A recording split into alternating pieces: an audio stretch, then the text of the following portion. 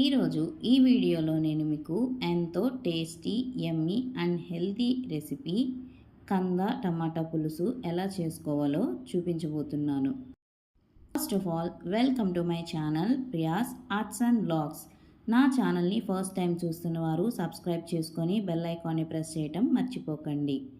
దీనికోసం మనం ముందుగా రెడీ చేసుకోవాల్సింది కందని బాగా వాష్ చేసి పీల్ చేసి చిన్న చిన్న ముక్కలా కట్ చేసి దాంట్లో పసుపు ఉప్పు ఒక్క రెబ్బ చింతపండు వేసి కుక్ చేసి పెట్టుకోవాలి.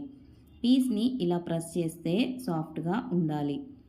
తర్వాత కర్రీ కోసం మనము ఒక ప్యాన్ పెట్టేసుకొని ఆయిల్ హీట్ చేసి దాంట్లో పచ్చిపప్పు మినప్పప్పు జీలకర్ర ఆవాలు ఎండుమిర్చి వేసి పోపు పెట్టుకొని ఫైనల్గా కరివేపాకు కూడా వేసి బాగా ఫ్రై చేసుకోవాలి. ఇప్పుడు దీంట్లో సన్నగా తరిగిన ఉల్లిపాయ ముక్కలు కూడా యాడ్ చేసుకోవాలి. ఆనియన్స్ అనేవి కొంచెం సాఫ్ట్ అయిన తర్వాత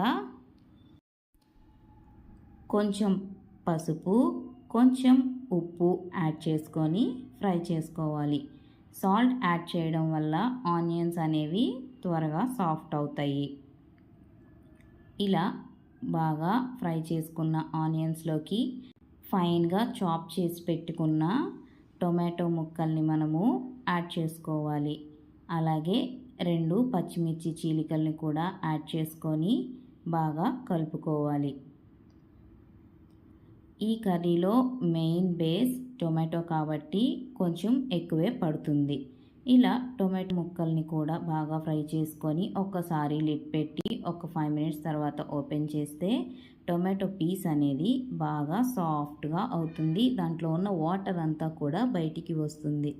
ఇప్పుడు ఈ వాటర్ అంతా బాగా బాయిల్ అయ్యి టొమాటో మనం గెరటితో ప్రెస్ చేస్తే మెత్తగా పేస్ట్ అయిపోవాలి. అలా టొమాటోస్ని కుక్ చేసుకున్న తర్వాత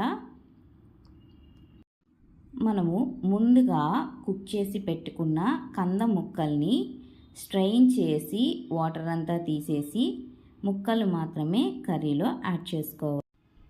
ఈ ముక్కలన్నీ టొమాటో మిశ్రమంలో బాగా కలిసేటట్లుగా కలుపుకోవాలి.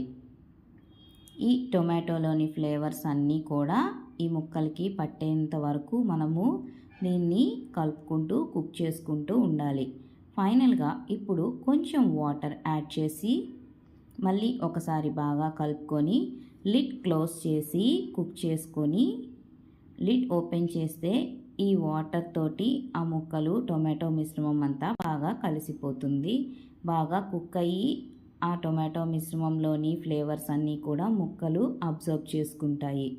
ఇప్పుడు రుచికి సరిపడా కారము యాడ్ చేసుకొని బాగా కలుపుకోవాలి. ఫైనల్గా ఒకసారి సాల్ట్ కూడా చెక్ చేసుకోవాలి. ముందుగా యాడ్ చేసాం కాబట్టి కొంచెం చూసుకొని యాడ్ చేసుకుంటే సరిపోతుంది. ఇలా బాగా కుక్ అయ్యి ఆయిల్ అంతా బయటికి వచ్చిన తర్వాత కొరియాండర్తో గార్నిష్ చేసుకొని సర్వ్ చేసుకుంటే ఎంతో టేస్టీ అయిన కంద టమాటో పులుసు కూర రెడీ అయిపోయినట్లే. ఇంకెందుకు లేటు, మీరు కూడా కంద దొరికినప్పుడు కర్రీ ట్రై చేసేయండి. ఎప్పుడు చేసే కంద బచ్చలి కూర కాకుండా ఇలా కూడా ట్రై చేయండి, చాలా బాగుంటుంది. ఈ వీడియో మీకు నచ్చితే మీ ఫ్రెండ్స్ అండ్ ఫ్యామిలీకి షేర్ చేయండి.